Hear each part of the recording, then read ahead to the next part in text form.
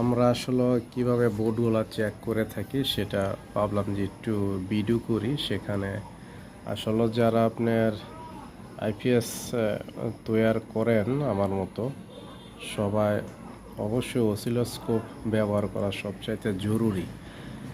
এটা এই কারণে জরুরি যে আমরা অনেক সময় দেখি বোর্ড আসলে কমপ্লিট থাকে, কিন্তু কমপ্লিট থাকার পরেও অনেকগুলা কিছু ত্রুটি থাকে যেগুলো আসলে খালি ভোল্ট মিটারে ধরা যায় না। হ্যাঁ, আমি যদি আমার এই বোর্ডটা একটু চেক করে দেখাই তাহলে হয়তো বোঝা যায়। যেমন আমি এখানে এই বোর্ডটার মধ্যে একটু সমস্যা পাইছি, সেটা হইতেছে আমার এইখানে একটা মোসপেডে সমস্যা করতেছে। সেটা অবশ্যই এভাবে খালি চোখে ধরা যায় না বললেই চলে।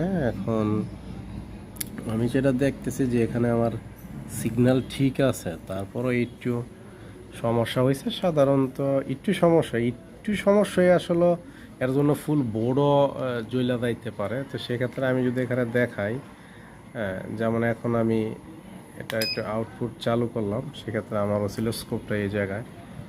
আমি যদি এখন একটা সিগন্যাল চেক করি তাহলে দেখা যাইতেছে যে আমার এখানে কিন্তু ঠিক আছে। হ্যাঁ, পর্যাপ্ত সুন্দর সিগন্যাল আসতেছে। কিন্তু আমি যখন এই গেটগুলো চেক করতেছি এইগুলা ওকে আছে, কোনো সমস্যা নাই।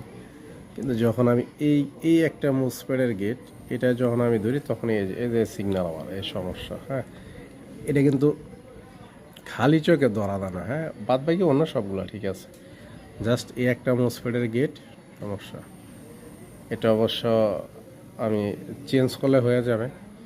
তো মূলত ব্যাপারটা ছিল এই যে আসলে একটু দেখানোর জন্য আর কি, যে অনেকজনই অ্যাকচুয়ালি এগুলা বুঝতে পারেন না, বা অনেক সময় ভাবেন যে হয়তো বোর্ড কমপ্লিট আছে, আমি রেডি করে দিলেই হয়তো চলবে। কিন্তু আসলে মূলত ব্যাপারগুলো হইতেছে যে প্রতিটা বোর্ড কমপ্লিট করার পরে আপনার অসিলোস্কোপ দিয়ে চেক করা জরুরি। এবং অনেক জনে টেকনিশিয়ান আছেন এখনও যারা আসলে অসিলোস্কোপ ব্যবহার করতেছেন না। তবে যাই হোক, এটা কিন্তু অ্যাকচুয়ালি খালি চোখে ধরা যায় না, বোঝাও যায় না।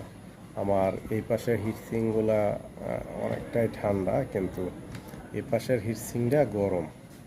এর কারণ একটা মোসপেট সমস্যা করার কারণে মূলত এই